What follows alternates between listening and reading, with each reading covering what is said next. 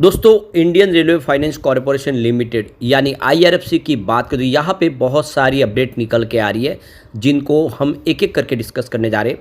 यहाँ पे मार्च महीने का शेयर होल्डिंग पैटर्न भी लेटेस्ट हमारे सामने आ चुका है। अब किस किस ने यहाँ पे अपने इन्वेस्टमेंट को बढ़ाया और किसने ट्रिम किया उसको समझने की कोशिश करेंगे।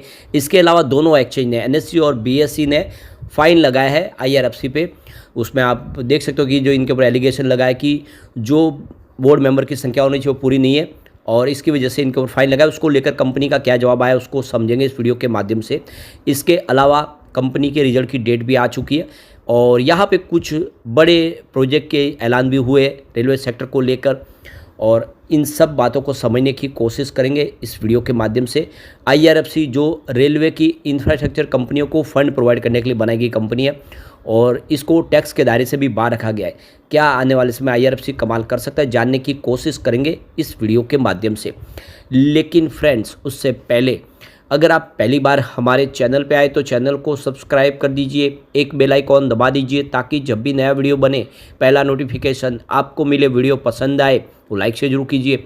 चलो फ्रेंड्स, वीडियो स्टार्ट करते हैं। मैं हूँ आपका दोस्त एसबी दवे और हमारे अपने चैनल ऑनलाइन कमाई में आपका बहुत बहुत स्वागत है।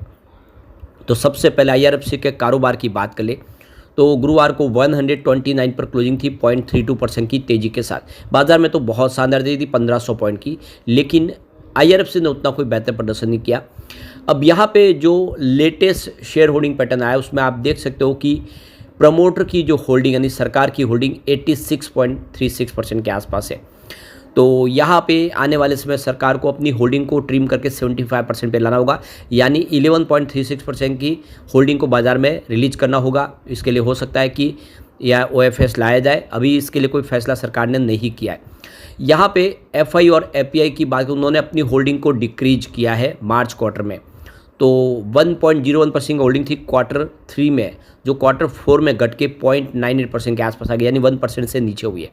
तो ये कोई बड़ी बात नहीं है क्योंकि एफआई बाजार से बहुत सारा पैसा निकाल चुके हैं। इसमें कुछ निवेश यहाँ पे आईआरएफसी में भी कम हुआ है। यहाँ पे आईआरएफसी में एफआई और एपीआई की संख्या में भी कमी आई है। पहले 164 थे Q3 में, जो घट के Q4 में 161 के आसपास है, यानी 3 एफआई की संख्या कम हुई है। इसके अलावा म्यूचुअल फंड ने भी अपनी होल्डिंग को डिक्रीज किया है। 0.24% की होल्डिंग थी Q3 में, जो मार्च क्वार्टर में घट के 0.21% के आसपास है, यानी म्यूचुअल फंड की संख्या में भी कुछ होल्डिंग में कमी आई है। लेकिन यहाँ पे एक अच्छी बात है कि म्यूचुअल फंड है उनकी संख्या में कोई कमी नहीं है, वो अनचेंज है। 20 म्यूचुअल फंड है जो अभी भी निवेश कर रहे हैं। इंस्टीट्यूशनल इन्वेस्टर ने अपनी होल्डिंग को इंक्रीज किया है, ये एक अच्छी गुड न्यूज़ है। इंडिया के जो बड़े फंड हाउस है उन्होंने अपनी होल्डिंग को बढ़ा दिया है मार्च क्वार्टर में। तो दिसंबर में 2.25% की होल्डिंग थी जो बढ़ के 2.32% हो चुकी है मार्च क्वार्टर में। ये एक शुभ संकेत है। इंडिया के फंड हाउस में अगर आप देखें तो जो बड़े हैं वो निवेशक निवेश कर रहे हैं। फिलहाल यहाँ पे प्रमोटर की होल्डिंग बिल्कुल कोई बदलाव नहीं, 86.4% के आसपास है। अब बात करें एफआईआई की तो 1.01% की होल्डिंग थी सितंबर में, दिसंबर में ये 1% के आसपास है, इस समय भी 1% के आसपास है।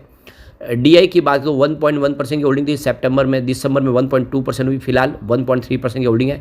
डीआई की होल्डिंग यहाँ पे बढ़ी है। जनरल पब्लिक की बात करें तो उनकी 11.5% की होल्डिंग थी सितंबर में, दिसंबर में 11.4% हुई, फिलहाल 11.3% होल्डिंग है। तो यहाँ पे जनरल पब्लिक की होल्डिंग भी कुछ ट्रिम हुई है हल्की सी। अब यहाँ पे जो बड़े फंड हाउस की बात करूँ, म्यूचुअल फंड की 0.21% होल्डिंग है, उनकी संख्या 20 है। फॉरेन पोर्टफोलियो इन्वेस्टर कैटेगरी 1 में देखें तो 0.98% की होल्डिंग है और उनकी संख्या 116 है। फॉरेन पोर्टफोलियो इन्वेस्टर कैटेगरी 2 में यहाँ पे कोई खास होल्डिंग नहीं, 6 की संख्या है। यहाँ पे देख सकते हो कि इसके अलावा इंश्योरेंस कंपनी का 1.08% का निवेश है। 7 इंश्योरेंस कंपनियों ने निवेश किया है आईआरएफसी में, लेकिन जो सबसे बड़ा इन्वेस्टमेंट है वो life insurance corporation of India यानी एलआईसी का है। 1.05% होल्डिंग पूरी की पूरी एलआईसी के पास है। ये काफ़ी बड़ा निवेश है, यानी इंश्योरेंस कंपनियों के टोटल निवेश में सारा निवेश एक तरह से देखें तो एलआईसी ने ही किया हुआ है। पूरा भरोसा एलआईसी ने इस पर बताया हुआ है अपना, काफ़ी बड़ा निवेश करके। अब इंडिविजुअल इन्वेस्टर जहाँ पे देख सकते हो कि होल्डिंग जिनकी 2 लाख से ऊपर है वो 0.98% की होल्डिंग है और उनकी संख्या 2651 की है। ऐसे इंडिविजुअल इन्वेस्टर जिनका निवेश 2 लाख से नीचे है 9.70% का उन्होंने निवेश किया है और एनी अदर स्पेसिफाई में 0.30% की होल्डिंग है। एचयूएफ की 0.18% की होल्डिंग है और इसके अलावा ट्रस्ट की 0.02% होल्डिंग है। बॉडीज कॉर्पोरेट की 0.14% की होल्डिंग है। तो इस तरह से ये होल्डिंग इशारा करे कि LIC ने अच्छा खासा इन्वेस्टमेंट किया हुआ है। अब जो बड़ी अपडेट निकल के आ रही है यहाँ पे 17 मार्च 2025 को देख सकते हो कि NSE और BSE ने यहाँ पे IRFC के ऊपर फाइन लगाया है, और इसके पीछे वजह है कि कंपनी का जो सेबी के रूल्स बने हुए हैं कंपनी के लिए, जिसमें एक सीमित मात्रा में बोर्ड में इंडिपेंडेंट डायरेक्टर की संख्या होनी चाहिए, उसमें महिला भी होनी चाहिए, तो वो सारा जो है उसका जो है उसमें IRFC के जो बोर्ड की संख्या उसमें पूरी तरह से वो उसको फॉलो नहीं किया गया है, और इसी के लिए IRFC के ऊपर फाइन लगाया गया दोनों एक्शन की तरफ से। तो अब यहाँ पे कंपनी की तरफ से जवाब दिया गया है कि यहाँ पे जो उनके ऊपर NSE और BSE ने फाइन लगाया है, तो ये एक्चुअल में कंपनी प्रेसिडेंट ऑफ इंडिया की है, यानी इसके जो मालिक है वो हमारे देश के राष्ट्रपति है।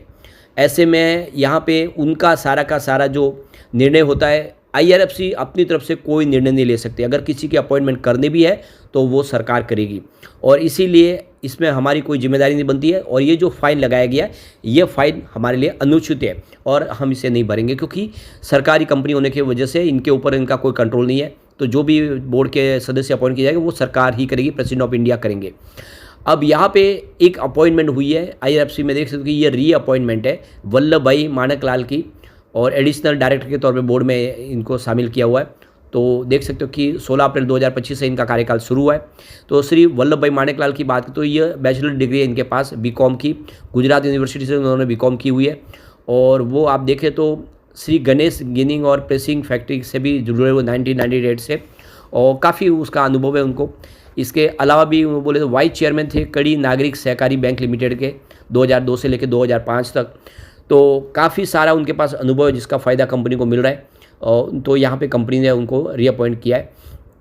यहाँ पे देख सकते हो कि एक और जो बड़ी अपडेट निकल के आ रही है, रेलवे लिंक कनेक्टिंग सिक्किम से लेकर वेस्ट बंगाल के लिए 2027 तक ये लिंक है जो कनेक्टिविटी पूरी हो जाएगी अब, और यहाँ से नया रेलवे रूट तैयार हो जाएगा। तो नॉर्थ ईस्ट से जोड़ने के लिए काफ़ी बड़ी गुड न्यूज़ है कि इसको वेस्ट बंगाल से जोड़ा जा रहा है, और 2027 तक ये ट्रैक सारे कंप्लीट हो जाएंगे। तो जो अभी तक कटा हुआ है सिक्किम का एरिया वो अब मुख्य धारा से जुड़ जाएगा। और आप देख सकते हो कि ये चीफ मिनिस्टर प्रेम सिंह तमांग ने अपनी तरफ से जानकारी दी है कि जल्द ही ये पूरा का पूरा एक बहुत समय से जिसकी लोगों की अपेक्षा थी, आवश्यकता थी, वो एक अब जो लिंकिंग लाइन है वो कंप्लीट होती जाएगी सिलीगुड़ी से वेस्ट बंगाल तक। तो ये समझ सकते हो कि वेस्ट बंगाल सिक्किम के बीच का ट्रैक कंप्लीट होगा, और ये बहुत बड़ी गुड न्यूज़ है। तो लगातार जो क्षेत्र अभी तक रेलवे से नहीं जुड़े हुए उनको जोड़ने के लिए सरकार कोशिश कर रही है, और ऐसे में आने वाले समय इसका फ़ायदा देखने को मिलेगा। अब Q4 का रिजल्ट भी आने वाला है 29 अप्रैल 2025 को अपनी कंपनी अपना Q4 का रिजल्ट डिक्लेयर करने जा रही है। डेट हमारे सामने आ चुकी है। इसके अलावा कंपनी अगर आप देखें तो यहाँ पे इस बोर्ड मीटिंग के दौरान फंड रेजिंग के लिए भी अपनी तरफ से ऐलान कर रही है। कंपनी अपना जो बोरोइंग प्रोग्राम है उसको आगे बढ़ाने जा रही है 2025-26 के लिए। तो इसकी यहाँ पे अनाउंसमेंट भी इस बोर्ड के जो फैसले के साथ होगी, रिजल्ट का जो डिक्लेयर किया जाएगा Q4 उसके दौरान ही कर ली जाएगी। अब यहाँ पे अगर हम कंपनी के रिजल्ट की देखें पिछली बात करें तो दिसंबर 2023 में रिवेन्यू 6,740 करोड़ के आसपास था, और यहाँ पे दिसंबर 2024 में 6,766 करोड़ के आसपास रहा। सितंबर में ये 6,900 करोड़ के आसपास रहा। यानी क्वार्टर बेसिस पे रिवेन्यू घटा है, लेकिन ईयर ऑन बेसिस पे रिवेन्यू बढ़ा है। बात करें प्रॉफिट की तो दिसंबर 2023 में 1,598 करोड़ का प्रॉफिट था, जो दिसंबर 2024 में बढ़ के 1,631 करोड़ तक पहुंचा, और सितंबर में 1,613 करोड़ के आसपास था। तो प्रॉफिट बढ़ा है, चाहे आप क्वार्टर बेसिस पे देखें या ईयर ऑन बेसिस पे देख लें। इसके अलावा नेटवर्थ लगातार बढ़ रहा है। 2020 में 30,300 करोड़ के आसपास था, जो 2024 में बढ़ के 49,179 करोड़ तक पहुँच गया। ऐसे में फंडामेंटल IRFC मजबूत है और आने वाले समय बेहतर कर सकता है। लेकिन फ्रेंड्स, कोई भी इन्वेस्टमेंट करने से पहले अपने फाइनेंशियल एडवाइजर से एडवाइस ले लें या अपना खुद का रिसर्च करें, क्योंकि मैंने वीडियो आपके एजुकेशनल पर्पज़ के लिए ही बनाया। वीडियो पसंद आए तो लाइक शेयर जरूर कीजिए और चैनल को सब्सक्राइब कर दीजिए। Thank you friends.